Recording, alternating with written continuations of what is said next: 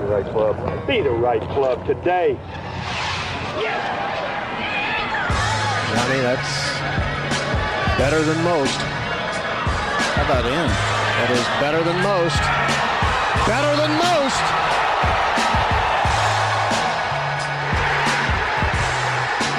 Expect anything different?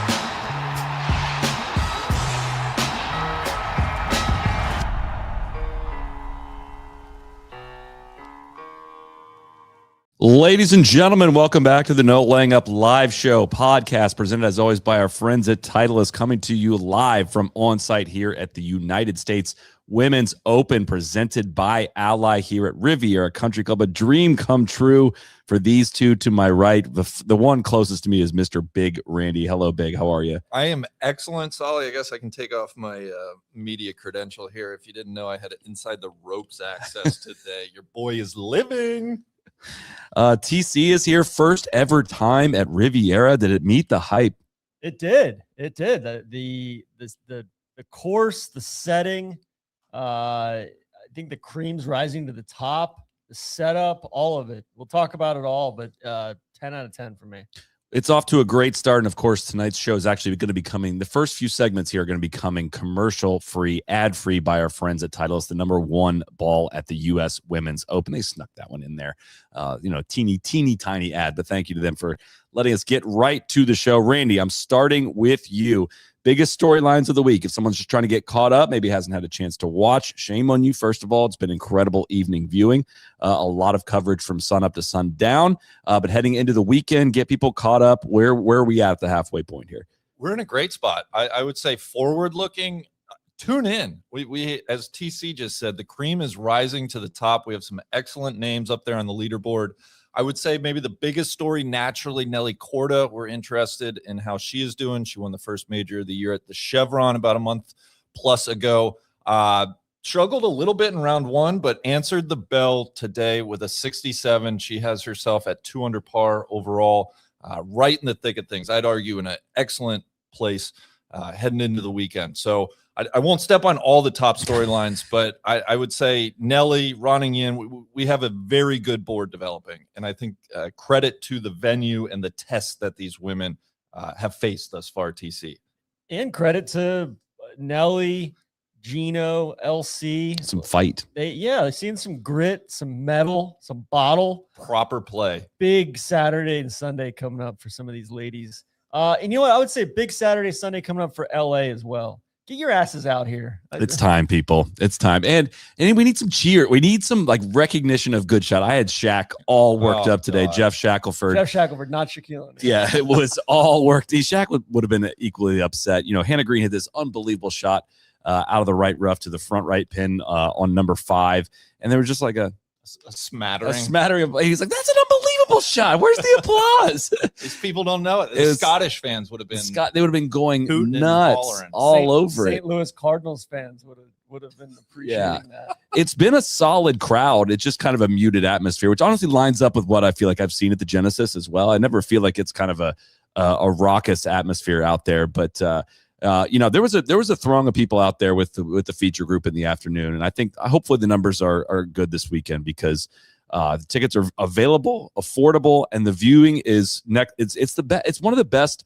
I've never been to a tournament here. I've been here a couple times, but never been to a tournament, and it's one of the easiest spots to go watch a tournament, especially when you get kind of out into that far part of the property. 16 green sits right over there by 6, 7, and 8 are very good viewing spots. 5 is great. 4 is great. You can dart over to the back 9 if you need to. It's it's just a primo venue, and I feel like I'm really glad we came out and saw it in person because there's just so much to the details of the golf shots that are required, so much to the nuance of the hole locations. I've been kind of I'm going to nerd out about this stuff, looking over at the shot charts and just seeing how few birdies are coming from the rough. First of all, the women don't hit it in the rough very often, but just how proper everything is playing in terms of the scale, the everything we've wanted Riviera to be for the women, I feel like is on full display. Yeah, that's kind of what I was alluding to. Riviera is providing the canvas, the test that these women are going through. We had circled this one specifically, Solly, I think when news first broke about Riviera, and through 2 days, I just am in love with how this golf course is and how it's playing. And as you said, I followed Ronning Yin most of the day, and 2 of her pars stand out to me. Long par 4s, 13 and 15. She missed the fairway on each one. And with where the pin is, and you're not going to spin the ball coming out of the rough. Like on 15, she had 190 yards in for a second shot. You just have to play to the fat part of the green. You have to take your medicine. And it left her with, I don't know, a 50-foot 2-putt, which was not easy. She converted it, but it just requires a lot of patience. And it's, when you can drive it in the fairway, there are certain points where you really get the green light. But then other times it's just survive, just take your par and move on. And it's a wonderful test of golf. I mean, we're going to get into it. I just love how this course is playing. The round 1 lead was 5 under par. The round 2 lead in the clubhouse is 4 under par. That's a great sign in my opinion. And I think they can keep pushing the course a little bit, keep tucking those pins. It's going to be a real test this weekend. 17 players under par at the halfway point, and only 12 of them are 2 under par or more right now. And there's legitimate downside risk outside of just simple sloppy bogeys. I mean, you saw Minjee Lee go just almost completely eject from the proceedings today, go from first page of the leaderboard to the last page of those making the cut. She also hit one of my favorite shots of the day, that up and down she had on 10. She's long, she was way left of 10, and spun one, hit this low spinner out of the rough. And granted, she had the upslope to land it into, but I let out an audible sound when I saw that one check up and hold, because you got to watch a lot of 10 today. You had a nice little spot up there. 10 was so cool.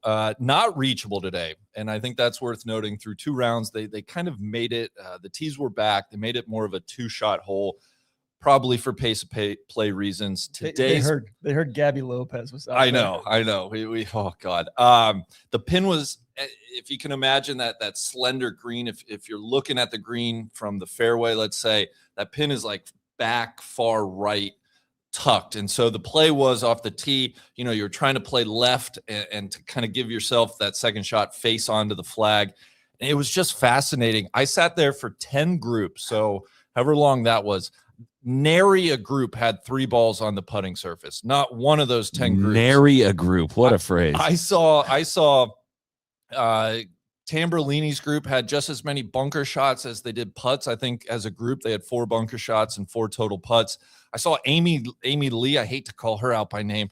The amateur from South Korea. She hit every single one of the greenside bunkers. I saw many women go from one to the other. Amy was the only one that hit all 3. Is there like a stamp that you get when you go to each one? Yeah, there should be.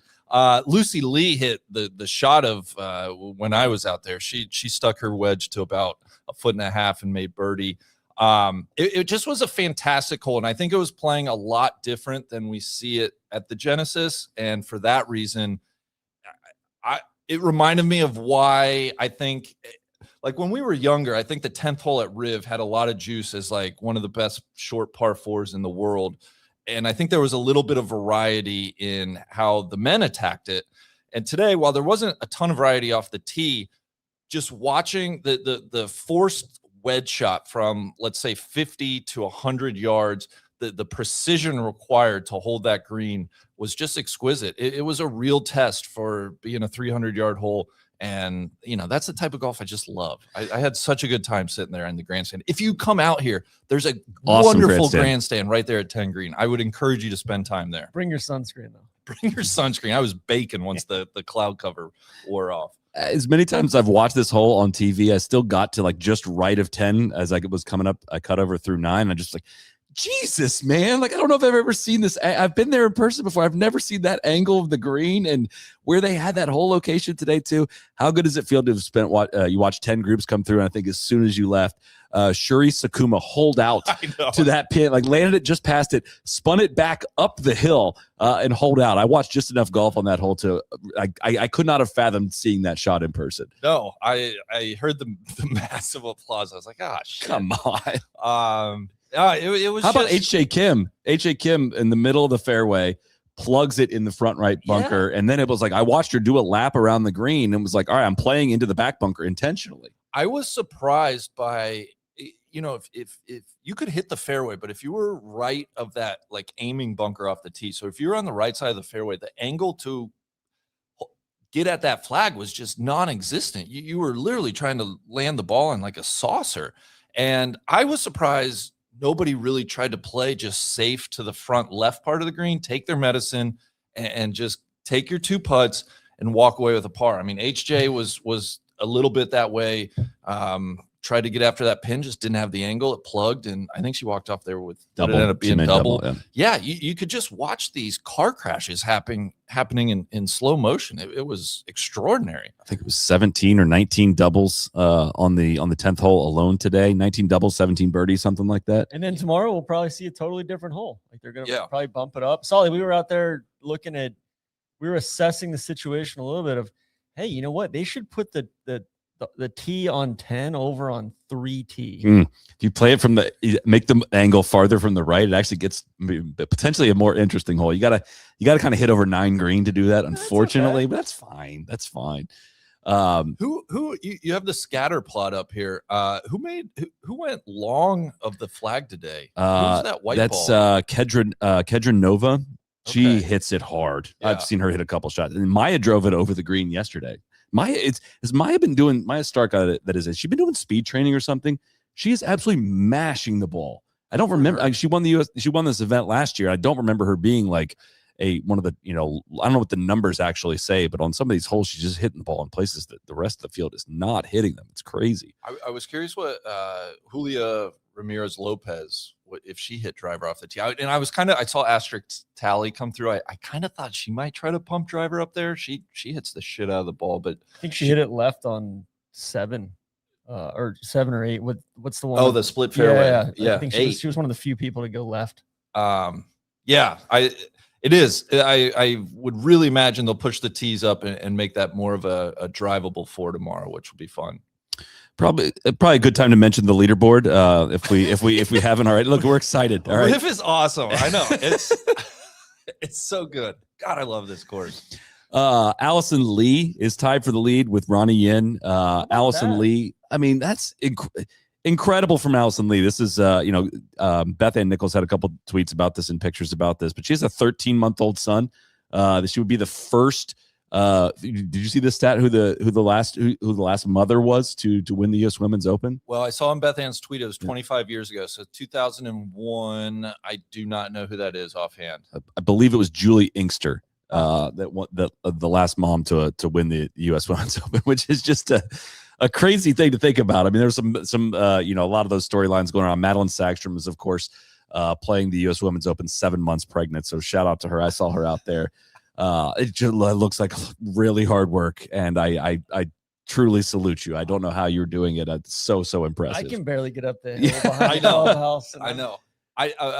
My wife had a very she doesn't ask me for much when I go on these road trips, but she was like, you have to give Madeline a message for me. Tell her to chill the fuck out. She's making the rest of us look bad by playing 7 months pregnant.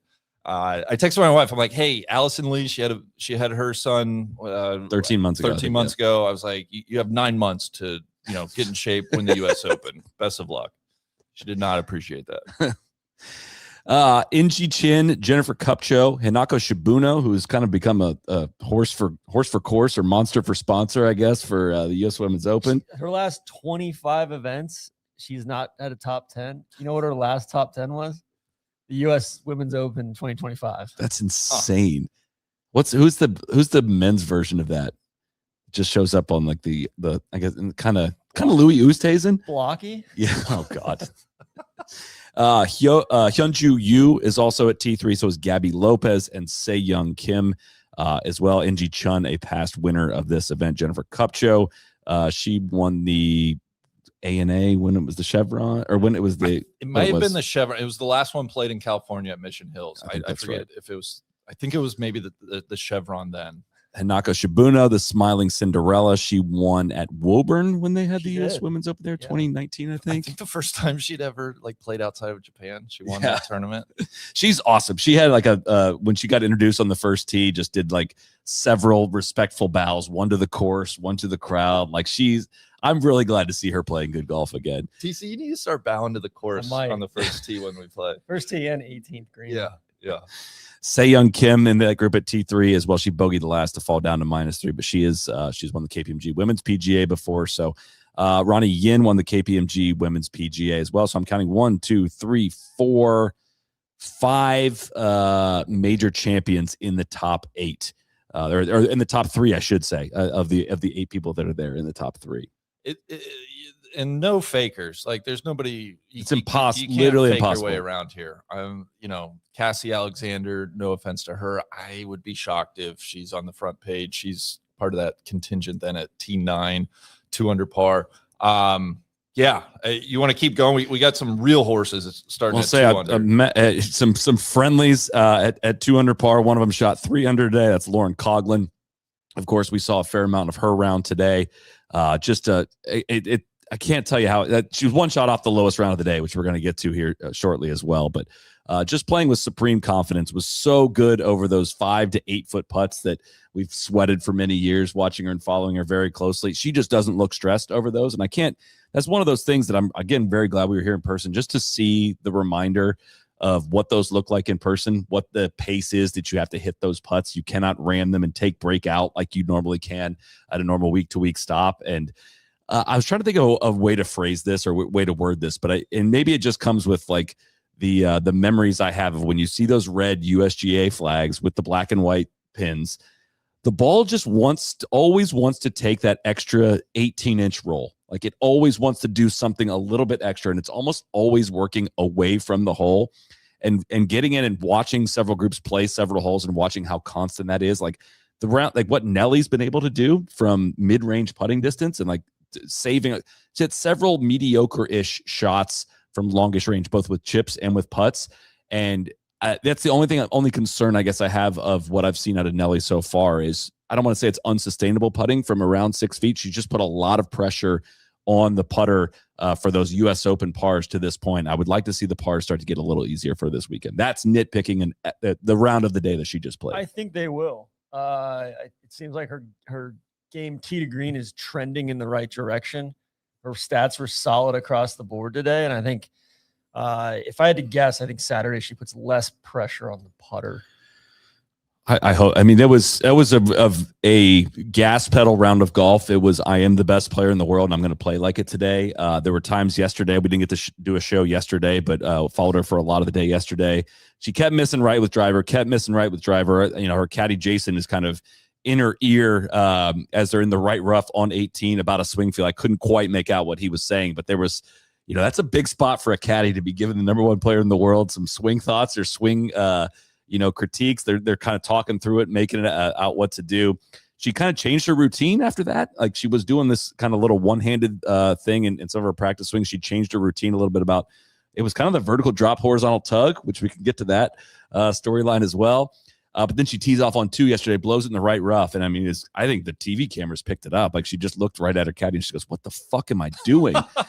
And she was fighting it in Cincinnati Yeah. the last time she teed it up a few weeks ago. So this is not out of the blue. And I'm glad we didn't write the story right then, because I think that's right then that story was like, man, is this tournament in her head? Here we go again with her and Gino. Yeah. And she had famously LeBron sent her shoes. She changed out of those shoes after 5 holes on her opening 9 because she was slipping. I believe you had even a third pair of shoes on today, a different pair of shoes. But gosh, she hit so many great shots today.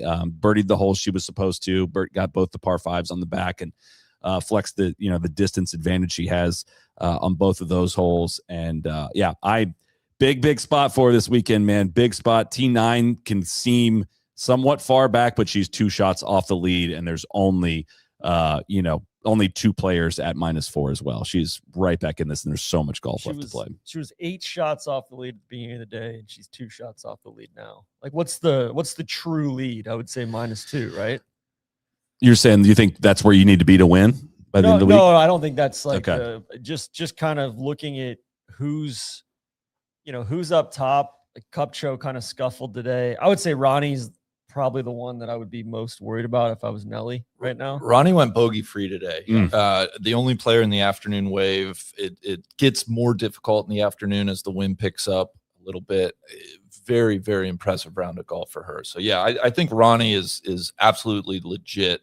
And then Inji Chun has won three majors. Like I don't think we can discount her. The rest, it's like, yeah, let's see what you got this weekend. Young Kim had it going, kind of limped in, coming in, but it was a couple squirrely little shots that she had. But I thought she was going to be just kind of almost running away with this and having a 2 or 3 shot lead. It looked like pretty early on. She was right behind the Ronnie Yin and Gabby Lopez group, and they spent a ton of time behind them with their hands on their hips waiting to play. Yeah, she was kind of putting the four corners offense. I was just going to say real quickly, one of the best things about this week, the USGA has shot link data.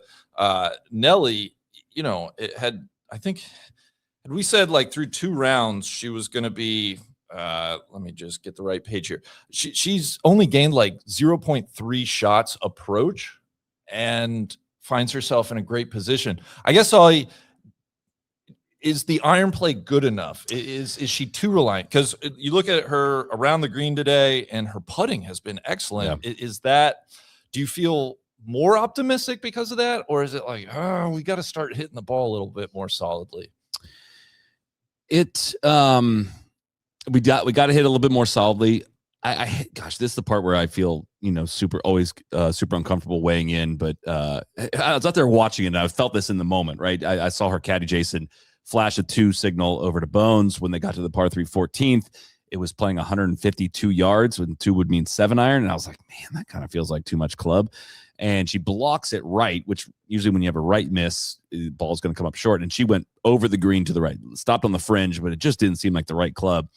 He gets to 16. It was 143 yards. He flashes 3, which is 8 iron. Hyoju Kim was also hitting 8 iron. And I was like, man, that feels like 9. That felt like 9. And she had a great shot right at the pin, and it went right over the pin and went long and just left her a putt. She had to be really defensive on breaking big time from left to right. So that's a small examples of it just didn't seem like she's still fighting a little bit of something. Like it's not all the way there. She drove it so much better today. I don't know exactly what the strokes gained say, but she looked decisive and committed off the tee, reaching straight for driver, and she missed right on 12, and she missed way left on 13, hit a tree and bounced back out into the fairway. But she battled back and made par from there. It was way better driving. That's probably what's going to help her win, but I would like to see the iron play cleaned up just a little bit more. But it's also the other side of the coin is like the shots require a level of precision and accuracy and spin control that I did see on 7 today, wrote that one down of like, it was a front pin on 7 downwind, and not a lot of players were getting very close to that one. And it looked like she went at something harder than I usually see her hit a short iron, threw it way up in the air with a ton of spin, held it, stuffed it in there inside 6 feet and made birdie at that one. And that was like number 1 here. I'm the best player in the world. I'm going to pull this off in a way that others are not going to be able to pull off. And I want to see more of that over the weekend. Just to put a bow on this, through 2 rounds, Nelly is 11th in strokes gained off the tee. She is 14th in putting and only 57th in approach play, her iron play. So if she finds a feel this weekend, it might get late early. One thing that I was impressed with here at Riv is how much better the greens seem this time of the year versus in February. Like totally. Watching Nelly putt, really confident strokes, going in the middle of the hole. It just doesn't seem like the kind of putting that you would see your day-to-day at Genesis. And this, I'm going straight off memory, and I didn't see her an entire round. I think she missed 1 putt inside of 10 feet today. She had a short birdie look. I think that was today. I can't remember if that was today or yesterday. Oh yeah, she had a really good birdie look on 4. Hit a great shot in there on the par 3, and that's the only putt. And she made a lot of those, man. Again, but I hesitate about leaving yourself that many to get there. It's just stressful. It's exhausting. It's There's a reason why the scores are, and there hasn't been that much wind. Like a -4 lead right now, and only 18 players under par without much wind. Like there's been a little bit of a wind and breeze out there. It's a wind too that's like really consistent. And Yeah. it's just coming straight up the canyon.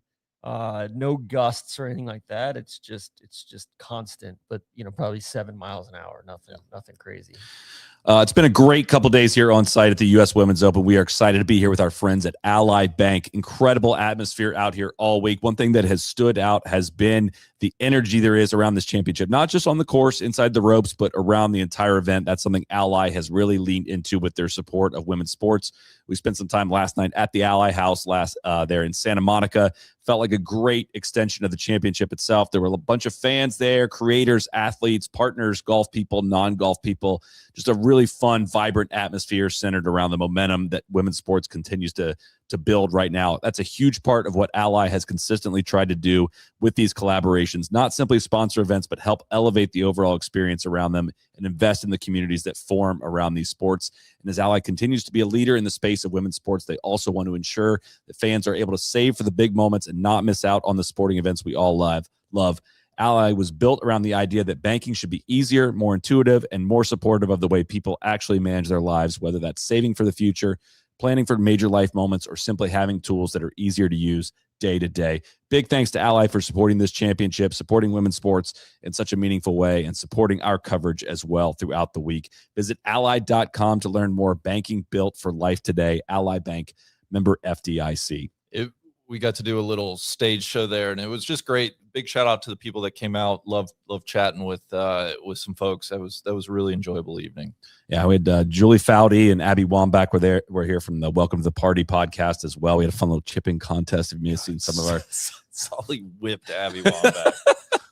Well, she had you, Randy. It was kind of unfair. Your catch radius is like 16 feet. He was chipping like ping pong balls, and I was trying to catch him in these like little mini basketball hoops. We were stunting on him, Solly. I mean, she called it a battle of the sexes. They do the podcast with Billie Jean King as well, and I was like, man, the battle of the sexes had a long run of like 50 years of. I don't want to lose this one. Back the movement. Yeah, I was like, I'm not trying to lose this one and be made an example of here for. For 50 years here, like John McEnroe. Sorry, I had to do it too. Any other names sticking out? Performances to stick out? Highlights, lowlights? Where do you guys want to go next? I got one. Very disappointed in Hannah Green's performance. Oh, it today. was ugly. Yeah. I thought she was gonna lift and separate today, heading into tomorrow, and just hits it really high and kind of has the proper game to play here, and it just didn't materialize and. Yeah, it was just kind of weird. Was that like the best or the worst 73 ever? It looked like 81. Exactly. And it wasn't like she made a ton of putts either. I mean, her floor, that was her floor in on this golf course. And she is popular in Los Angeles. She had the most, like, I felt like there were more people out there cheering for her than there were for Nelly. They were playing in the same group. She's, of course, won the LA championship 3 times, 2 different courses, and has quite a bit of popularity around here. But man, she was low energy today. She plays so quick, and when she is playing well, that makes a ton of sense. And when she's playing poorly, that just felt like she kept pulling the trigger 3 seconds before she should, and the shots just kept going haywire. I can't believe she only made 4 bogeys today. It felt like she made 19 bogeys, I think, in today's round. Well, 19 bogeys would have been impressive. It's what it felt like, more bogeys than holes she played. I was out there. I was not following Hannah's group, and I was catching up on our Slack communications, and I was literally expecting her to have shot like 79 today. I come in and I see she shot 73. I'm like, what the hell? The stats hated her off the tee today, 135th, but she ranked today. She ranked 4th in strokes gained approach at plus 2.7. What? Yeah. Bad short game, looks like. Didn't chip it well. She did hit a couple good shots from the rough. Solid. I remember. Yeah. We've got a couple amateurs in the top 25. Just closing the loop on Hannah. I would say, like, I walked away more impressed. Brian Rosillo, take here. I actually walked away more impressed from Hannah of, like, for how bad it looked. That was just I don't know how to say that, but like a reminder of how high someone's floor is and how good of a player they actually are when they looks like they can't actually play worse. And you see what Minjee Lee did, and you see what other players did today. So I'm not like, it's actually a compliment to Hannah to say how bad you played today. Well, I was going to say, if this is her bad round, right. I mean, she's only 5 off the lead. I know. Like, she is in this championship.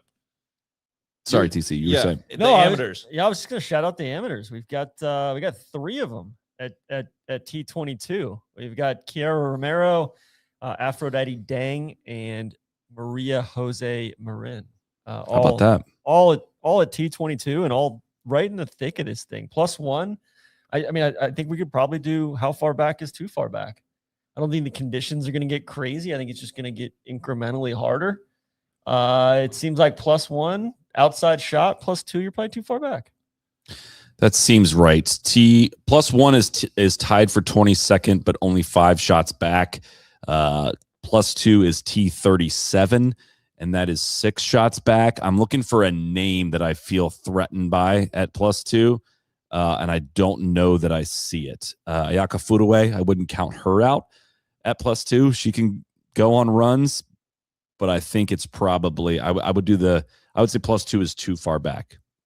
What about your pick to win, Rose Zhang, who's at +3? Who did I actually pick in the preview? I don't remember who I picked. I pulled a TC and I abandoned my pick. I don't remember what I did. You've picked Rose Zhang about 6 times in the last 18 hours. Well, look, she's still there. I know. I got caught up. She was playing well yesterday. I got put on the spot. I weirdly don't love anybody at 2 over, but I would say like Minjee Lee at 3 over. No. Charlie Hall. Like I don't have a ton of confidence, but could they go out and shoot a 68 tomorrow and get in the top 50? It's possible. I don't think they're going to win. I think 1 over is kind of where you have to be right now. Yeah. Where did what's the name I'm looking for here? Where did Gino end up? What is she? She's level. She's okay. She's even par, which is T17. She's there with Brooke Henderson, Somi Lee, and Carrie Davidson. Carrie Davidson or Karis Davidson? Karis Davidson. I know. That looked like a silent S. I don't know why. Yeah. Janet Lynn is there as well. Important round for Gino today. She went out round 1, shot 2 over par, and we needed to see something today, TC. We did. I'm not sure we're declaring, it's not hang the mission accomplished banner, but it was a step in the right direction. Correct. It was some grit. It was some we just needed to see a little bit of like your back's against the wall. Yeah. Do you have it or not? And, and it kind of punted a little bit to tomorrow, but it's massive weekend shaping up. Yeah. Big weekend for Gino. Patty Tavatani gets sitting there at 1 under par as well. I don't know if we mentioned her. Nasa Hataoka is there. Alison Corpuz had a pretty interesting day. Quietly. She bogeyed. She started on the back, bogeyed 11, shot 39 on the back, and then clean card on the front, 31. Kind of just a strange round of golf. And she won at Pebble. I'm not saying she is going to win, but I don't think we should ignore Allison. Who is going to win? Who's your pick to win here at the halfway point? I like Ronning, but it's so hard to hold a lead for this long. I love where Nelly. That's what I love where Nelly is, and kind of just she's in that drafting pocket. She's just conserving energy. I actually do like Nelly. I'll tell you who I like. I like LC. Hell yeah! Wow. I think I don't know. It just seems like maybe she didn't have the best stuff, and she just stuck her nose in it. And the putter looks good. She took down Nelly head to head in Vegas earlier this year on a really difficult golf course. Yeah. I mean, I would love that. Don't get me wrong. Who do you have, Solly? Who are you leaning to? You had me all hyped up on Meta World Peace Yin or Ronnie Yin. Been calling her Ron. Been calling her Tronald Yin. We've got a lot of nicknames. I like Meta World Peace Yin. Meta World Yin. Major champion, 23 years old. I feel like we've maybe forgot about her just a teeny tiny bit. If you gave her one of the highest compliments you can give a player today. She made a bunch of U.S. Open pars. That's what I'm looking for out of a player. Old-fashioned U.S. Open pars, right? Before the USGA went woke. She really did. She didn't drive the ball that well. She said that in her post-round comments, but she hits her iron so well. And I think it was always a question of how is the putter going to be? She, when she's putting well, she is truly world-class. And this week so far, she's putting it well. She's going to be there. I feel like I feel very confident in that. Have you? Oh my goodness! Whoa, what a surprise this is! I dialed up a guest for I didn't know this. We potentially have a Coming guest. through. We got a car wash breaking out. They brought a lot of beverages. The woman that is sitting in T9 currently in this championship, Lauren Coughlin, surprise! Come on, LC. Surprise halfway moment guest. I did not know this was happening. The producers of the show did not let us know, but welcome. How are we doing? Usually we save our phone calls for Sunday night after a W, but how are you? Good. How are you guys? Great. Tell us about Riviera so far. How's the course? We've just been singing its praises. How is it to play? I mean, it's pretty pure, if you ask me. I played it a couple years ago.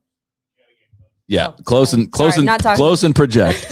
I played it a couple years ago. One of my sponsors is a member here, and so it was a lot of fun.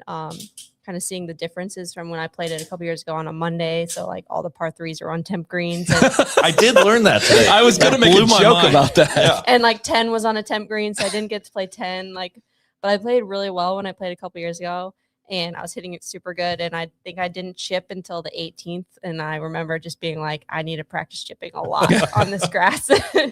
But yeah, I mean, it's great. I feel like it's pretty straightforward tee to green in the sense that like it's not a lot of like, it doesn't take a rocket scientist to be like, okay, you need to hit it here, you need to hit it here.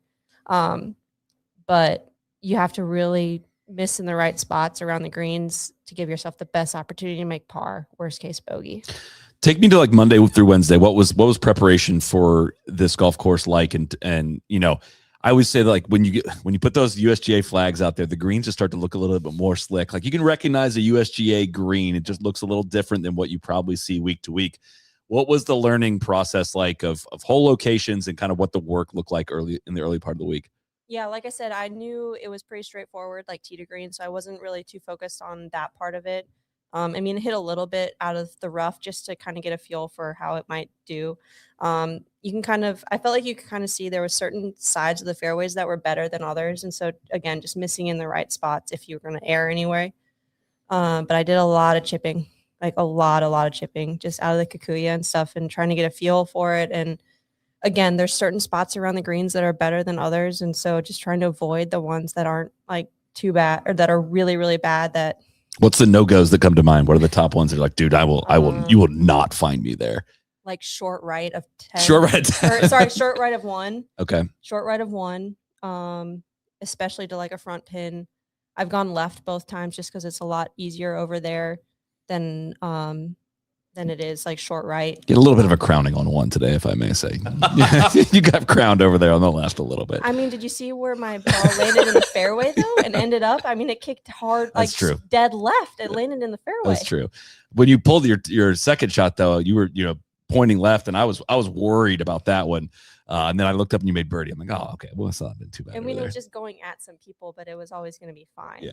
I mean, I had like 235 front, so it wasn't like it was going to be going too Come bad. on, let me get my jokes in. Come on, I don't. No. We were just discussing like a U.S. Open par, right? That Yeah. maybe you missed the fairway. You're hacking out of the rough. You got to play to the fat part of a green. You got a difficult 2-putt. What did you make any U.S. Open pars today? What stands out? Not today, but yesterday I made a U.S. Open bogey on 10. Take us there. Yeah. As much time as you have. Yeah, so I hit it really left off the tee, which was fine. Obviously, in the rough, I had to take a drop from the cart path, and then I kind of tugged it a little bit, and I hit in the left bunker.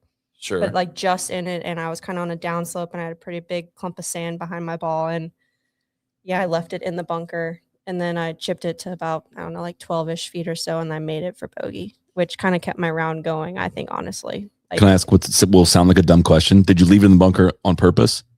I wouldn't say on purpose, but I definitely didn't want to go long in the green, and so I was trying to like hit it into the like fringe and hope that it would just like get up, but there was a lot more sand than I thought. And yeah, I just hit, but I was really going for the like, this is not going long of this pin. Because I think there are times on 10 where you would leave it in the bunker on purpose. Yeah. If you like, I watched Hyoju when she was had struggled to take her club back, and she was just already in the other side of the bunker, and I was like, we're not going back long, but if it stays in and I'm on the upslope, it could be okay there. But that's just not a lot of golf holes in the world make you think like that. I was gonna say, how uncomfortable are you playing 10? I literally hit it to like the front part of the green today because I was like, I'm just not comfortable missing anywhere on this thing. And so I had like a 60-footer and I was like, I'm just going to try to 2-putt this for par. Like I hit a lot of putts from like the front part to the back in the practice round. I sat there for 10 groups and I saw nobody do that. And I was telling these guys before, I was shocked.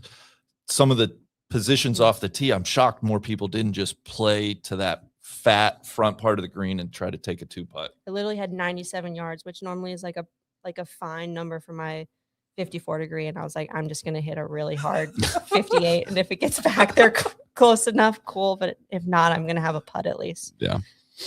What, this is your first made cut at a U.S. Women's Open, I think. What has stopped you in the past from success at this tournament? What's been different this week so far?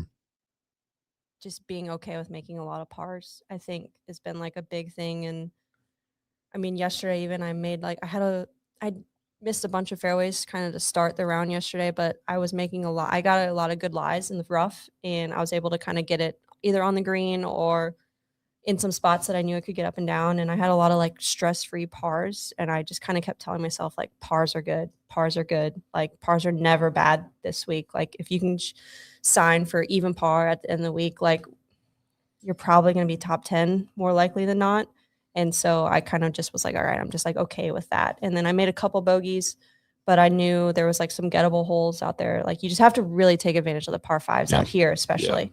I feel like it's not, there's a couple holes, but like overall it's like not super hard to make par at a lot of the holes, but like it can be really easy to like make bogey.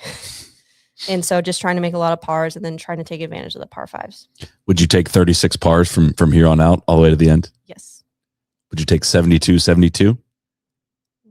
No, I don't think so. No. That's interesting. You think 2 under par will be good enough for a playoff or to win by the end of it, all of it? I don't know. I'm interested to see how firm it gets tomorrow. Yeah. I think John and I talked about it. Like, I think they just want to get everybody around, right? So it's not going to be super, but obviously I think they can get it as firm as they want it out here. So I'll be kind of interested to see how it gets tomorrow. I think I would be curious. Did they alert you guys at all during any practice rounds about what they might do with 10? Did you guys practice from any up tees? I would assume at least one of the days, if not both the days this weekend, we're going to see an up tee on 10. Yeah, but it's like 250 front. And so it's like, for me, I carry it like 235, 240, and I can't carry that left bunker. And so I don't know if, at least for me, I was like, I don't know if I'll go for it just because like I want to be long left. That's where I would like to be for any pin. And if I can't get there, then I don't really know if it's any point.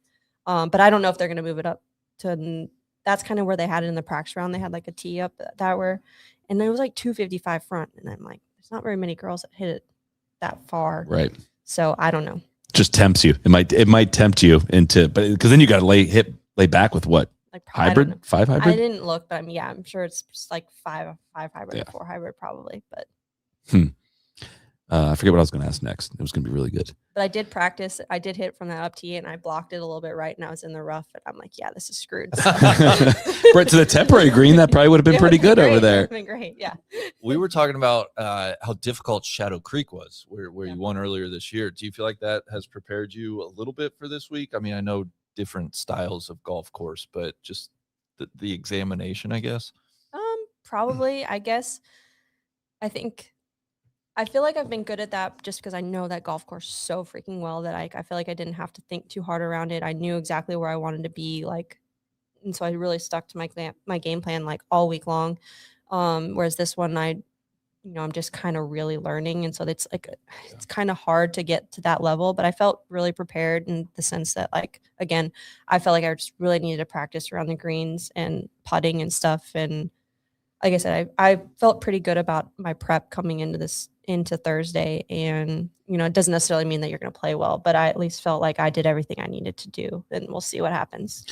What's the biggest difference for you putting from, say, 6 to 12 feet, like now versus prior years? Because that used to stress me out a lot watching you. And now you seem to move faster on this, and you seem to be just like, you look like it's going in, like when you stand over putts these days. Does it feel that way?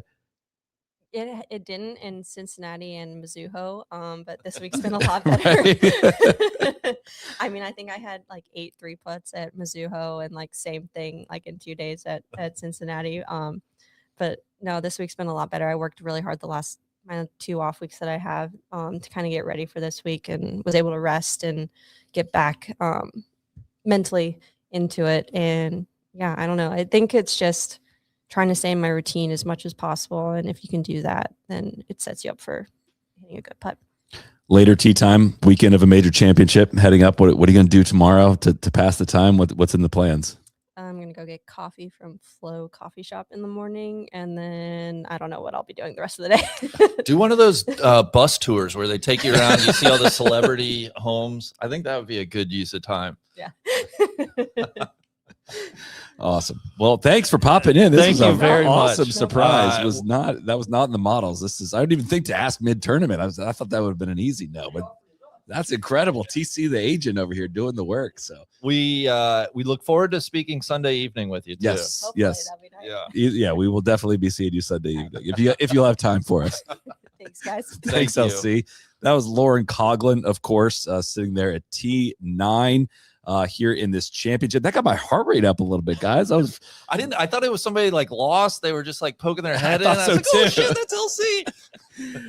The heart rate is up, and the No Laying Up podcast is brought to you by Whoop. I stepped on you. You there, did. little That's okay. sorry. That's Sorry. okay. We're all Sorry. excited there.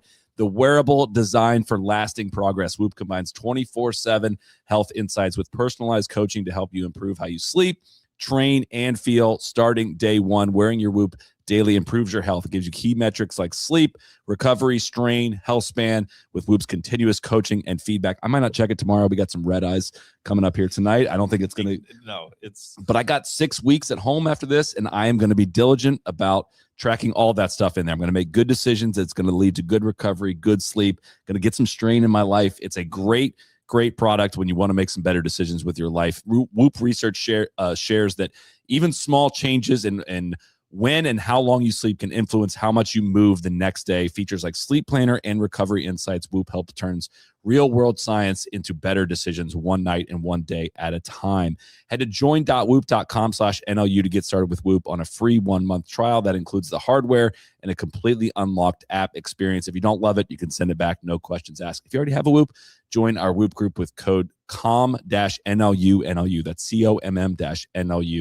COMM-NLU. I feel like we should. I don't know if we have the image to go with this, Drew, but Ina Kim Shad's fit. Oh my God. Did you? This was the highlight of the week, I think. Both of them. I mean, all of them. Yes. Just yeah.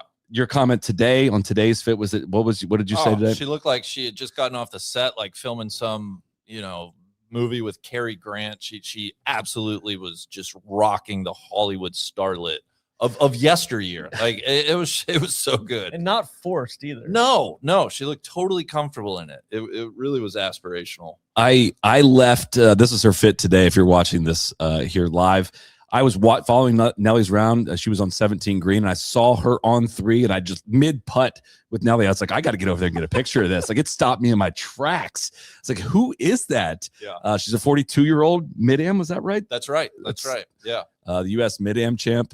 She's not going to be around for the weekend, but I respect everything you brought to this week. Which is unfortunate because I would love to see. Yeah. I know she packed 4 outfits. Maybe she will be around this weekend. She just won't be playing. Yeah, I bet true. she will be. I bet Yeah. she'll be walking around, and you may see her out here. You'll know who we're talking about. Even if you don't see the images, you'll know exactly who we're talking about if you do see her out there. Any disappointing missed cuts you want to call out? Lydia. Yeah, Lydia probably. Had fun watching her today. She hits some of the most creative shots, just these crazy choked up, like almost down to the graphite or the steel shaft, and then like a really cool shot into 4 there, and yeah, but it's just strikes and gutters. It's a little frustrating right now. Had to be nervous playing with Lauren Coughlin, I have to think. She's still in the room here with us, but we were watching her. Took the 2 club links on 4, and then, like you said, choked down. I don't know if that was a 3-wood or a 5-wood or whatever. She definitely plays the game as a 5-wood. Definitely plays the game very differently than a lot of other. I thought about that though. It's kind of like what we said about JT about you can hit all these kind of shots, Almost but paralyzed by the creativity. a little bit at times. That shot you're talking about on 4, because you got to land it short and really let it release. I was watching that shot with our good friend Michael Wolf, And when he saw her ball land and release, it ended up like 10, 12 feet. He let out an audible, like he was like, yeah, yeah. He was such a fiend for a proper shot. She did it again out of the rough. I forget what hole that was, but she choked one all the way, again, almost down to the shaft, and I cut one in there. It's like, it was fun, creative golf, but a miscut for her. Megan Kang, miscut as well. Lilia Vu. Lilia Vu, looking at her, like her game the last couple years, maybe not unexpected that she missed the cut, but she got off to a hot start. I mean, she was 2 under at one point Thursday, so disappointing in that respect for Lilia. It feels very weird to have Lauren sitting here off to our side as we're commenting on all these players. John, I feel caddying in the event. I'm way more afraid of having a bad take with somebody else in the room. It's a lot easier when no one else is in the room. Hoi Ju Kim too. She missed the cut. Big ballpark for her. She was hitting lumber into 18. Just tough ask for her. It like her next to Nelly, and we watched her beat Nelly twice in the early part of the year, and the change in venue and watching how spin and height of approach shots, how much of a difference that makes, made me feel better about like watching those previous tournaments. I'm thinking like Nelly should beat her. Like she should beat her. She can do more things. And once the test got a little bit more challenging, watching those two side by side, I think 3 holes into HJ's round yesterday, I think I texted the group. I was like, cross her off. Like I do not see this ball flight holding up on this setup right now. She makes me laugh. Today I was thinking, she just got this like little kind of swag about, like she reminds me of like the junior high kids that were just like the skater kids. I don't know why. I just love everything about her though. It's disappointing she won't be around the weekend. I think she might have the most sponsors of anyone else out there. She has 3 on her the back of her shirt alone. On her sun sleeve, she has sponsors on there as well. Like, get the bag. I'm not hating. A lot. Charlie might be giving her a run. I feel like Charlie just puts them everywhere too. I felt like the Charlie to Malbin stuff was a big step up. I don't know if you can do the Malbin stuff and also tack all your sponsors on top of that. Yeah, golf. I don't think Golf Saudi and Golf Saudi and Malbin's a tough combination. The amateur Aphrodite Dang's a Malbin. She's kind of got that clean. There's a lot of Malbin going on out there, both on and off the course out here. A lot of LA creatures out there in the gallery. Some good people watching. Yeah. Owen Wilson was out yesterday. He was out there walking around. I haven't seen any other. I saw Rick Kane just watching from his little porch, his little nook above 6th green there. Not little. That was a big nook. Big nook. Yeah. Cave, nook. Yeah. Compound. That's a nice spot. Enclave. There's a house. You look up at the house behind 6. It's and then there's one for sale a few doors down from that. And I asked TC, I'm like, there's a house for sale right there. Like, just give me an estimation of what do you think that house is listed for? And he goes, 80 million. And it was literally 80 million. It was 79,995,000. I think it was 13,000 square feet up there. It's a totally different world out here, man. You putting in an offer? I'll think about it. I'm gonna, I don't know, LC might be putting an offer in here shortly if this weekend goes to plan.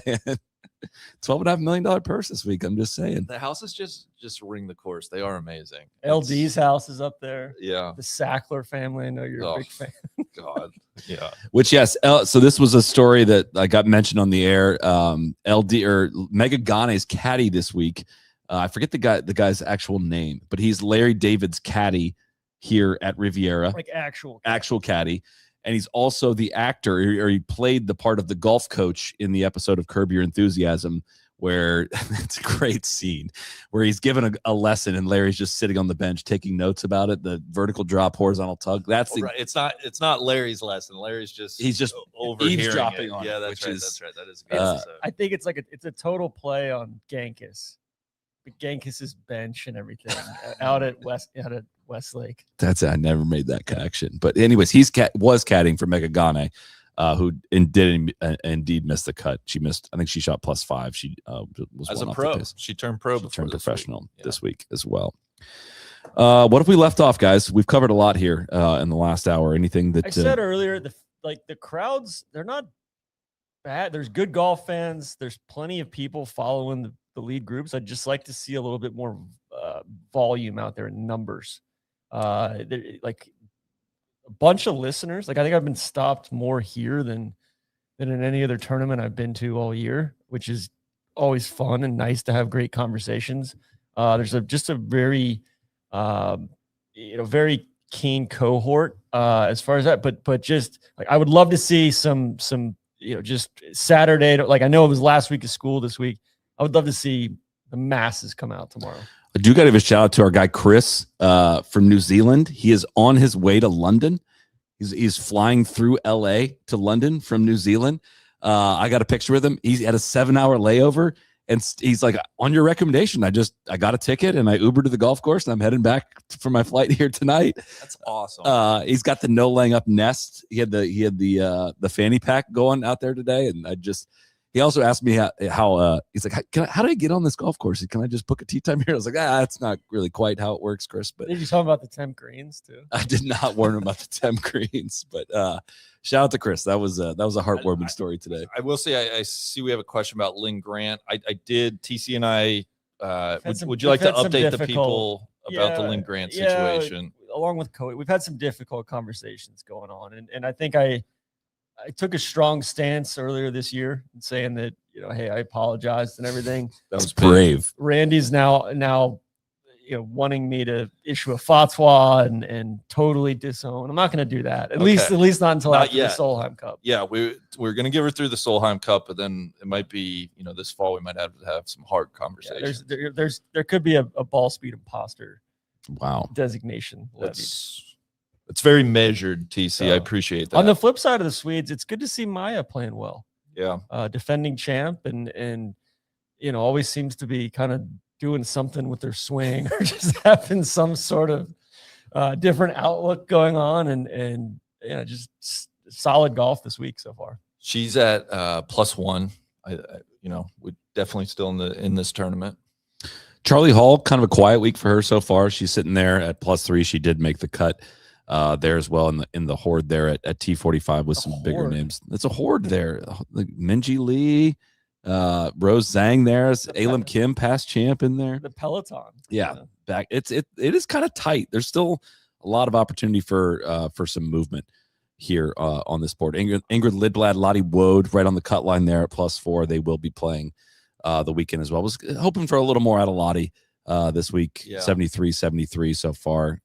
Anyways, a couple under par rounds, get back to even. That could be a top 10. I feel like the Canadians would appreciate if we shouted out Brooke Henderson. She shot 2 under today. She's even par.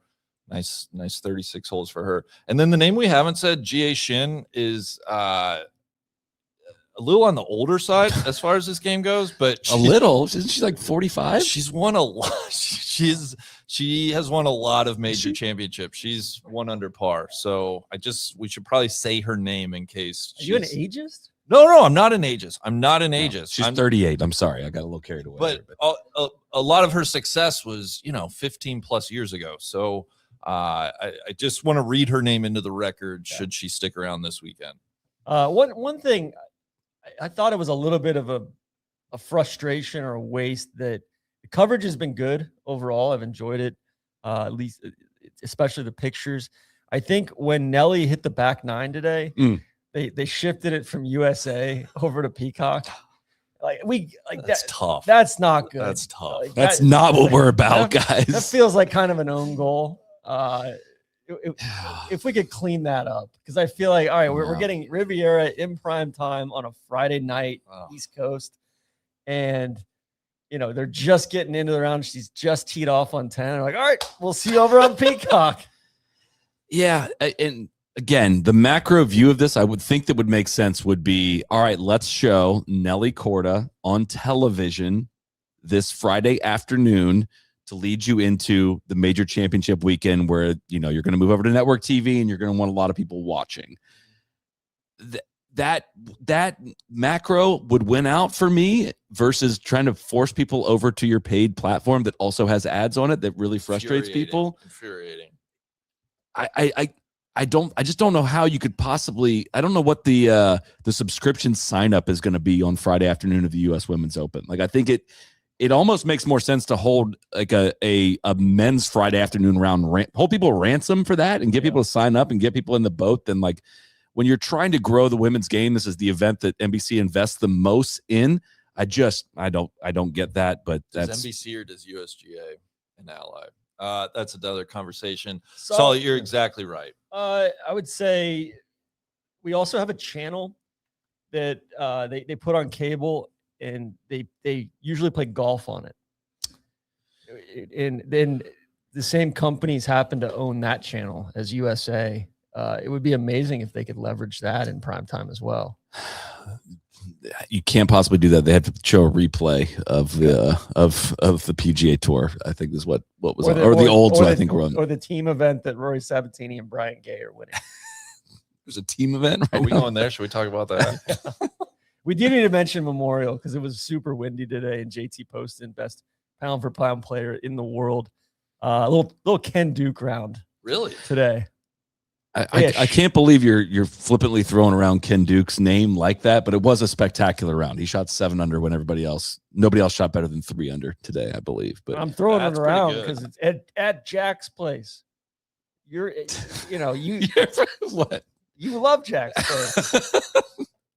I don't love upside down Jack's place as much as I love Jack's place, but we got to get this event away from the Memorial, please. Yeah. This is one of the best golf watching weekends, but these 2 events need to be on separate weekends. I cannot have them going. At least the finishes will be staggered on Sunday afternoon, but it hurts. It hurts every year. I keep refreshing my phone. I was hoping we might see some tee times, but I think we still might have Randy. I think people are still playing out there. In. Yeah, it's a long day here today. Do you get it first? Do they front run us? Okay. LC has not received any tee time information, so I would have to think you're with Cassandra Alexander if it's listed that way on the leaderboard, and that would put Nelly with Sora Kamaya. I don't know anything about her. Do you? Yeah, first in, last out. Yeah. I know Sora's a JLPGA player, qualified top 75 in the world. Could not tell you much else about her. I'll stick my neck out if she's in the top 10 at the end of the day tomorrow. I would be shocked. Oh, wow. I thought you were going to say I will have more information for you. No. Then I'll have to research her if she's still around tomorrow. We'll make that a homework assignment for you. Anything else we need to get to before we wrap up, guys? Who wins? Yeah. I already predicted you. You did. Before Lauren walked in, TC did pick Lauren to win. Lauren, can you step out for this section? I picked you to win the Chevron and you didn't. So I can't pick you back to back here, unfortunately. What will you name the boat if you win this one? Really big. The second boat. They have Chevy on already. This might be a yacht. I'm gonna go with Meta World Yin. Ron. Yeah. Ron. I feel like I've taken Ron. I like the position Nelly's in. I like that 2 under. You're kind of right in that drafting pocket, LC. I like that 2 under number. I'm going to take somebody at 2 under. That's my official prediction. Oh, okay. I didn't think to do that. Who will not win? Mm. I'm going to say Jennifer Kupcho. I think that's. God, Wolfie was like, she's in such control of her golf ball. And she made a big deal. Like, she came out. She said she's never pre-scouted a course before ever. And she came out during one of the West Coast events and played it. And she's like, man, my parents have been telling me to do this, and I did it. It's amazing how much more comfortable it works. I'd be shocked. I mean, Allison Lee, hell of a 36 holes. I think it's just a lot to ask, not having played a lot of golf lately. She said she's staying at her parents' place an hour away. Oof. Which is tough. Is that like 7 miles though, actually? Yeah, it would be an amazing story if Allison Lee were to go on to win, but that would be unlikely, I think. I hope to see her finish out the weekend style, definitely. And I'll be rooting for her. Gosh, that'd be an awesome story. I think we're going to get hit over the head with that element of the story, likely if she sticks around, but it's a worthwhile one because it is a really, really good one. So we got a lot. It's gonna be an awesome weekend. I mean, it is. Please, I beg you to tune in. If you like golf, this golf course is going to absolutely prime. It's going to be a great leaderboard. I think this is a massive spot for women's golf. This was, again, like we said, an event we've had circled on the calendar for a long time. Really glad we made it out here in person and got to see it up close and personal because it hit really hard. And I'm going to be, I think by the time we land TC back at Jack's, people are going to be playing golf again. We got a tough night ahead of us. We'll see if we're taking 2 different airlines. We'll see who can come through for us on that. I have a feeling I'm going to be quite all right. I'm a little worried about you, but yeah. Yeah, I'm flying through Newark. He's going through Dallas. I'm going through Dallas. He's going a little bit straighter line. Well, I did get the upgrade. He told me both legs, both of them, both of them, both of them. So, all right, that's going to do it for our little 36-hole check-in. Again, shout out to Ally for having us out this week. Shout out to Lauren and John for popping in and surprising us here in the Riviera Clubhouse. Shout out to the USGA as well for setting us up. Very rare that we get the opportunity to do a podcast live on site. And everybody's been massively, massively helpful with all of that. And it's been a great, great week. Really, really glad we made the trip. We're still a little jet lagged. I think we're going to enjoy getting back to our own beds and watching the rest on television from here. But thank you, everyone, for tuning in. Make sure you are watching Saturday and Sunday, the U.S. Women's Open this coming weekend. We'll be back live, of course, on Sunday night after play wraps up. We'll be talking here in Riv. We'll be breaking down Memorial as well. It's going to be probably one of our biggest shows of the year. So make sure you are there. No Laying Up Podcast YouTube channel or on the Everything app, or you can download the podcast the next day as well. So thank you, everyone, for tuning in. We'll see you back here on Sunday. Crack on. Cheers.